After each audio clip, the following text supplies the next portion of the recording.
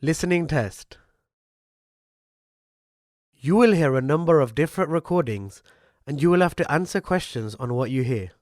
You will have time to read the instructions and questions and you will be given time to check your work. All the recordings will be played once only. The test is in 4 parts. Now turn to Part 1.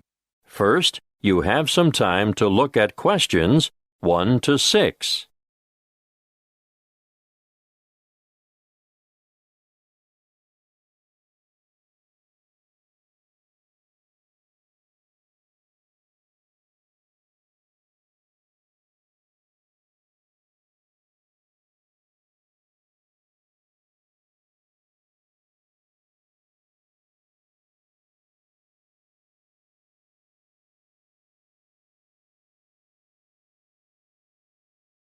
Now we shall begin. You should answer the questions as you listen, because you will not hear the recording a second time. Listen carefully and answer questions 1 to 6. Good afternoon. How can I help you? Good afternoon. I'd like to lodge a claim. Certainly. Name? Emily Jane Appleby. Appleby. That's an unusual name. Sorry, what did you say your first name was again? Emily Jane. Now, Miss Appleton, could you please fill in this claim form? I've never done that before. Can you help me? Yes, of course. The first part is for the claimant's details. Where do you live? At 1 Uranga Street, Durham. How do you spell Durham? Durham. Of course, I should know that. But it's just one of those names that sounds quite different from the way you spell it. It is confusing. I've seen it spelt with 2 R's. And what's the postcode for Durham? 4105. Good. And do you work? No, not at the moment. Okay, so no work number. What about a home phone number? Yes, I can give you that. It's 7848-3762. 7848? 3762. Right. Now, this part here is for the respondent's details. Who's the respondent? The individual person, company, or business that you're claiming against. Is the claim against a landlord, tenant, trader, or driver? Well, it's a company that sells home appliances. So that's trader, then. Just a moment while I write that down. ABC Appliances, actually. Oh, now this part is really important. If the respondent is a company, you must have the company's full and correct name and registered address. I've looked it up on the internet, and it's ABC Appliances Limited. Good. If we don't get this part absolutely right, you won't have a legal claim. And their registered address? Yes, I've got that written down here. Just a minute. It's, 17 Brown Avenue. That's in Barden, isn't it? I think I know the place. My wife bought a vacuum cleaner there last month. Yes, Barden. Have you got the postcode for Barden? It's really similar to mine. Wait a moment. I'd better make sure I get it right. 4065. That's it. And what's the telephone number for ABC Appliances? Oh, 7232-4681. Good. Got that. Now, in the third part of this form, we get to the actual goods or services that are in dispute. I assume you made a purchase from them. Yes, that's right. On the 3rd of February, 2011. And did the goods have any sort of guarantee or warranty? Yes, but only for 6 months. So it was just a 6-month warranty. Yes, they offered me an extended warranty for 3 years. But I would have had to pay extra for that. Oh, I see. Before you hear the rest of the conversation, you have some time to look at questions 7 to 10.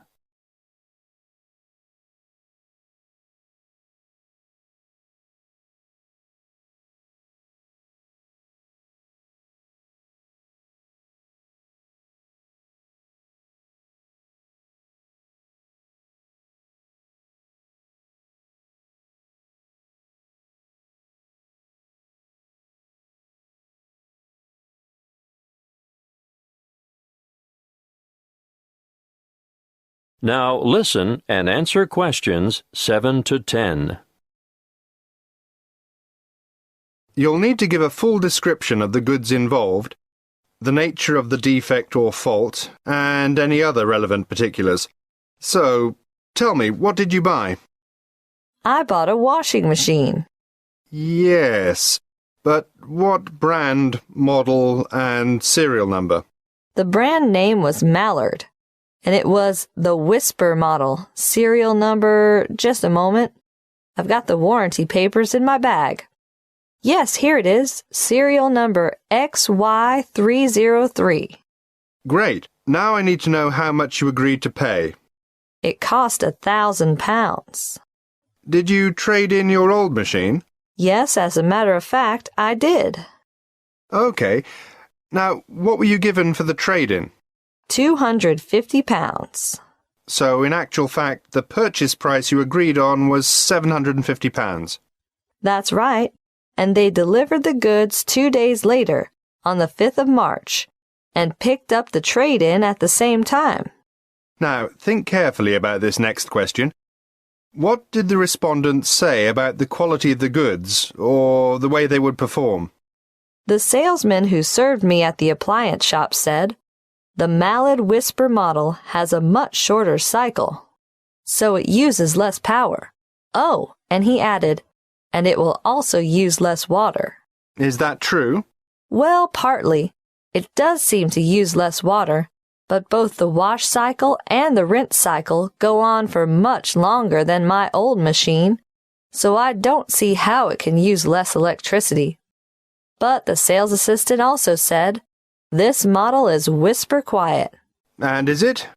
No, not at all. It's so noisy we can't hear the television in the next room.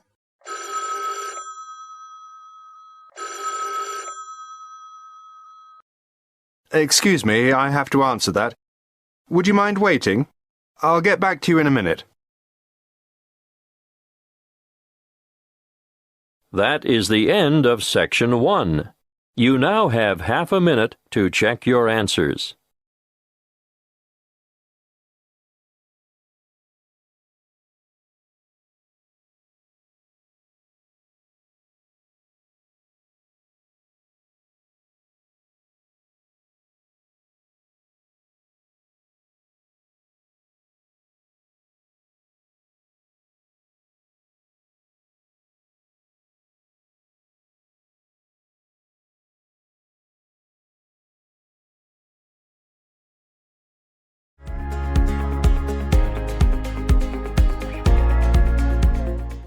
Part 2.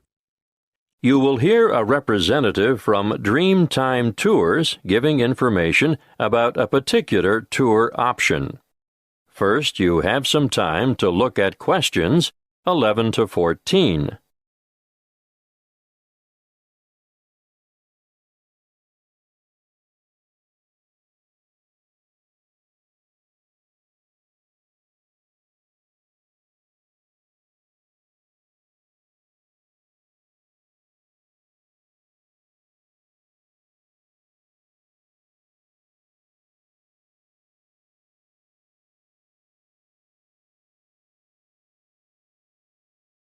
Listen carefully and answer questions 11 to 14.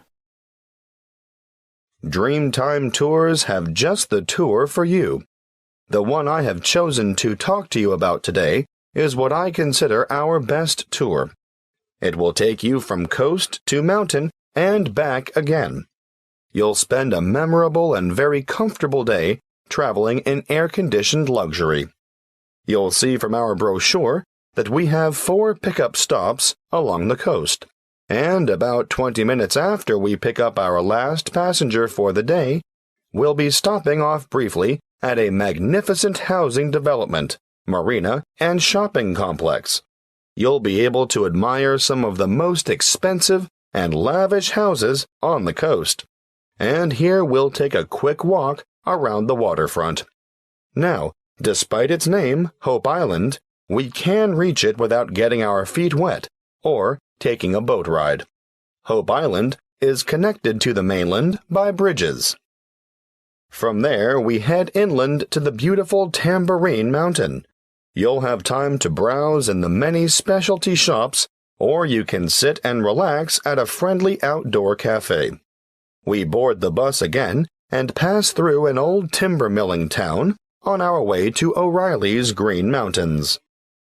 Once there, you might wish to venture across the famous Treetop Walk, which is a bridge suspended in the canopy of a rainforest. Definitely not for the faint-hearted. If you're not up to the excitement of this walk, or perhaps after you've done it, why not enjoy lunch on the balcony of O'Reilly's restaurant? Before we leave, you'll have time for a stroll through the botanical gardens, or perhaps you'd like to feed the beautiful parrots and other birds. We'll supply the birdseed. From O'Reilly's, we travel to an alpaca farm for a demonstration, and of course, there'll be a photo opportunity for you with these gorgeous animals before returning to the coach for the journey back to your original departure point. Before you hear the rest of the talk, you have some time to look at questions 15 to 20.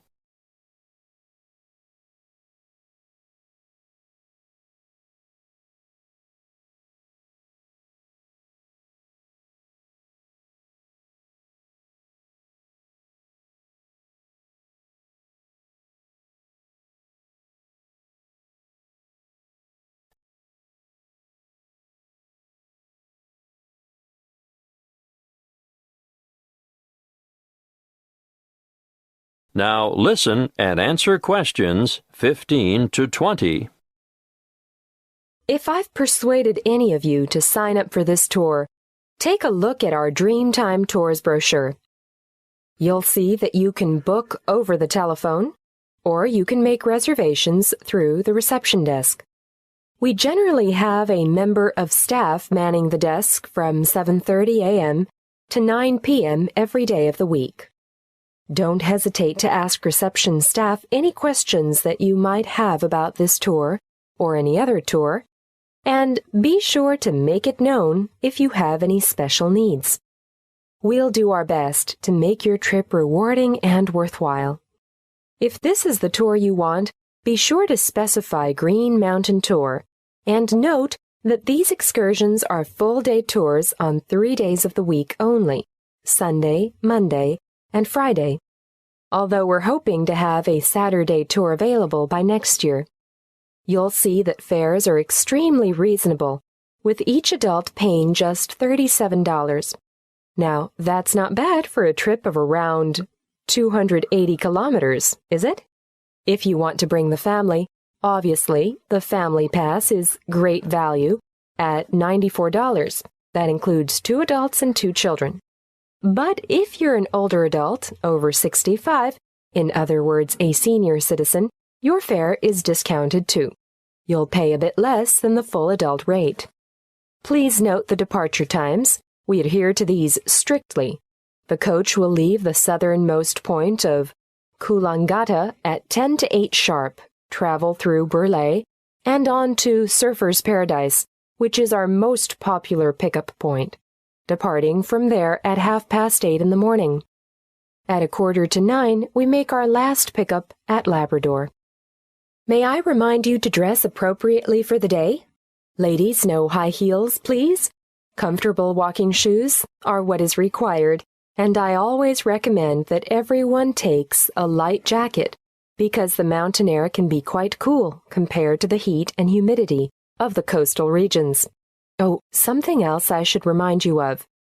The prices quoted in the brochure are just for coach travel, although we can arrange for a minibus to collect you from your accommodation and bring you to the departure point free of charge. If you want to avail yourself of this service, be sure to let the booking clerk know.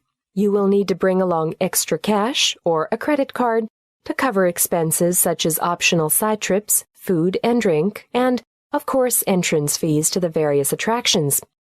Well, that's all I have time to tell you. If you have further inquiries, please use the phone number on the brochure. That is the end of Section 2. You now have half a minute to check your answers.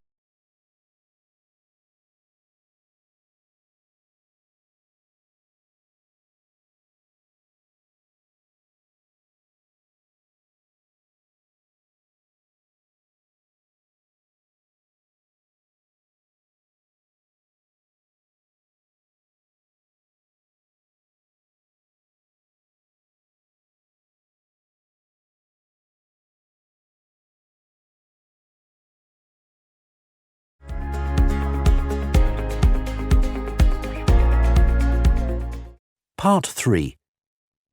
You will hear two students called Jane and Mark talking to their tutor about the project assignments for their senior thesis. First, you have some time to look at questions 21 to 23.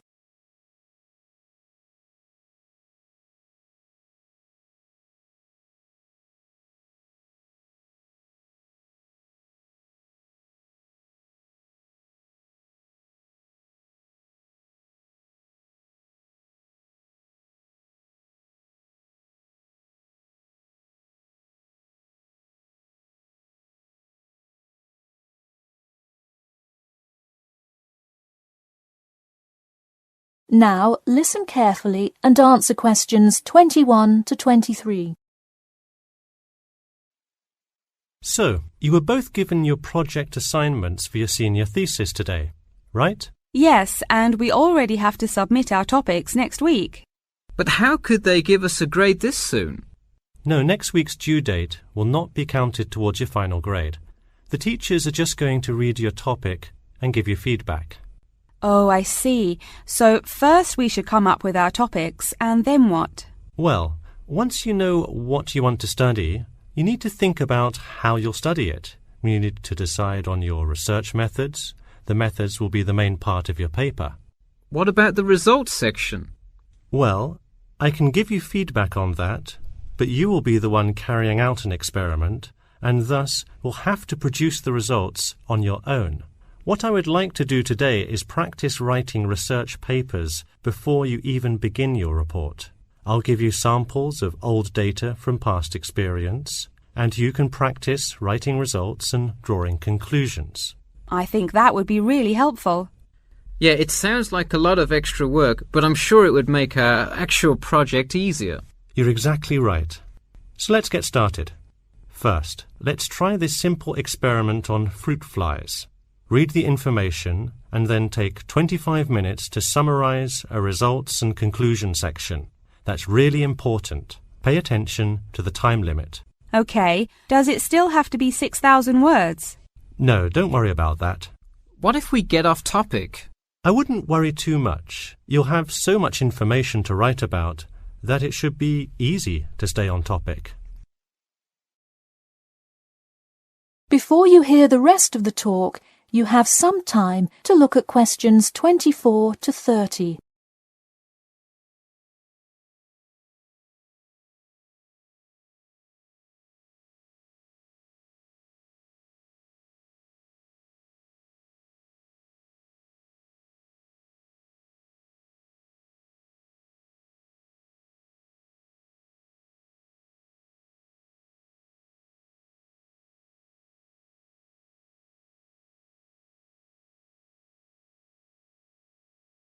Now listen carefully and answer questions 24 to 30.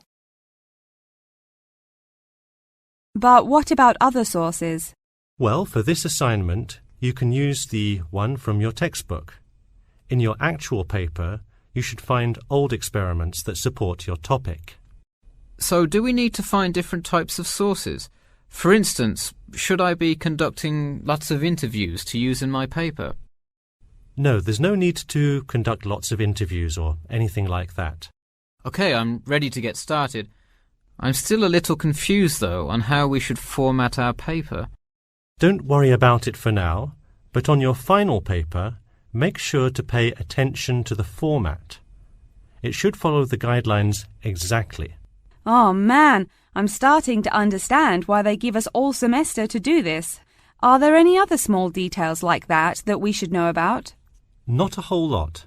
Make sure you provide 2 copies. One for your teacher, of course, but one for yourself as well. And of course, you know the due date, right? It's April the 11th, right? What? No, it's May 11th, right? Yes. The due date is May 11. Write it down. Oh, wow, yeah, I need to note it. Also, I'm having trouble finding information on my topic. What if I can't find enough good sources? It's all right to change your topic. Just make sure to do it before the beginning of April. Oh, really? Wow, I'm definitely going to change it then. Just make sure to write a note to your teacher letting him or her know. OK, so getting back to writing this sample paper, where do we start? Should I just explain the experiment and what happened? Well, you need to start with your hypothesis.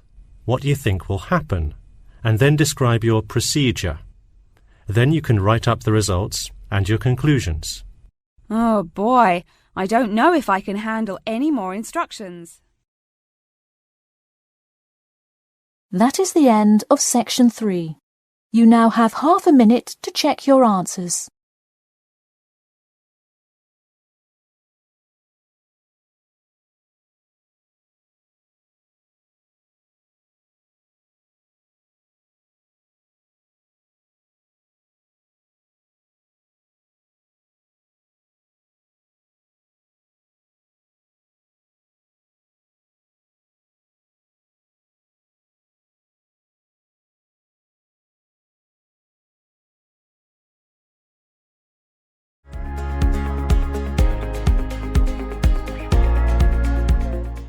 Part 4.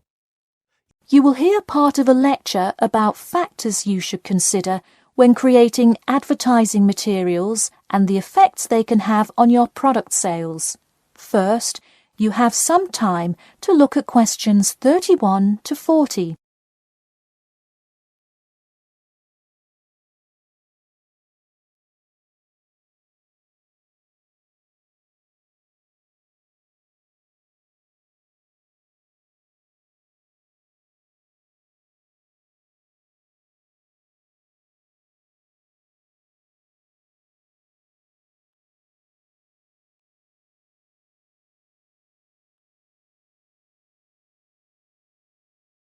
Now listen carefully and answer questions 31 to 40.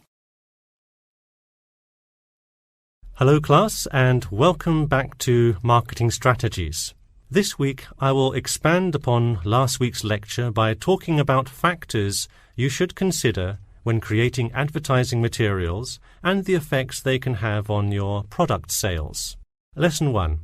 Limit your advertising to the geographic area of your target market. Though you may have a product that people want in a large area, the distance that customers are willing to travel is a significant factor in their choice of where to purchase that product. Take this example. If you're really hungry and decide you want a burrito, would you choose the restaurant that is a block from your apartment or the one that is just as good or even slightly better across town? Of course, you'd pick the closer restaurant. Next, there's the method of communication to your target market. How do you decide among radio ads, TV commercials, flyers, or even word of mouth? While we often think of the visual presentation of ads, there's much more to advertising than the look. Studies show that consumers are much more likely to remember advertising slogans if there's also a sound plate. Did you know that your sense of smell is closely linked with memory? Think about Mandy's candy store up the road. Every time you walk past it, you can just smell the chocolate, right? I bet you can almost smell it now. Just mentioning the name brings about the smell memory and, in turn, a chocolate craving. What better way to sell chocolate bars? Obviously, sometimes appealing to the senses isn't the most practical way to advertise.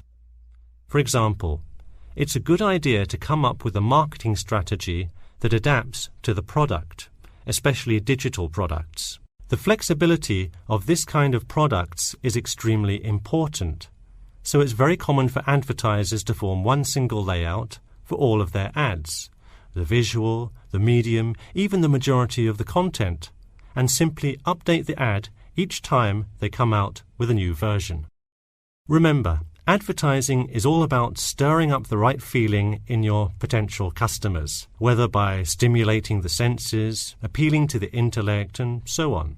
Once the customer experiences the ad, the important thing is his or her reaction. Someone could love the ad you made, but unless he or she considers buying the product, you've failed to get the reaction you were looking for.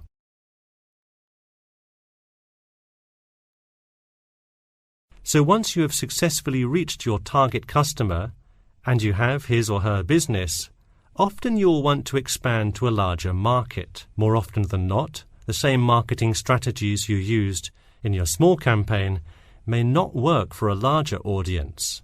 The larger you scale your product, the more factors you must consider. For instance, Apple operates worldwide, so they must tailor their advertising for each market they enter. Often you'll see Apple ads on international flights that appear not only in English, which is the lingua franca of most regions, but also in the native languages of the majority of passengers. I travelled to Russia last week, and it was really interesting to see the same Nike ad that I've seen 100 times, except this time it was in Russian. Okay, going back to the medium of the advertisement, even after choosing to create print ads instead of radio announcements, television commercials, etc., there is more to consider. If you print your ad in a newspaper, it will be read by a far different audience than if you print your ad in a popular magazine. Would you put an ad for the new Justin Bieber album in a newspaper? Probably not, because that product is most suitable for youths. Let's face it, do you know anyone under the age of 25 that buys a newspaper? No. Now let's try a few strategy exercises. Imagine you're a company that is aiming to improve the environment by making products that reduce human waste. How would you advertise your product? Clearly it would send the wrong message if you put up flyers or other materials that cause lots of waste paper. Consider instead putting commercials on the Health Channel or buying ad space on websites like UNESCO. Or here's another example. What is one great place to advertise suntan lotion? How about a swimming pool? It has the exact group of people that need the product. All right, one last thing. Let's say you're filming a commercial for a water filter pitcher. What would be good scenery to use for the background? Think about somewhere calm and relaxing with clean, fresh water. Can't you see how much more effective a commercial with the beautiful scenery and flowing rivers of a national park would be than, say, water dripping from a tap? So to wrap things up today, think about the geography of your target market, the type of marketing material you should use, and the most effective way to appeal to the customer in order to make a successful ad campaign. That is all I have for you today. Make sure to read through Chapter 8 for Monday if you have not done so already. Okay, now I'd be happy to answer any questions you may have. That is the end of Section 4. You now have half a minute to check your answers.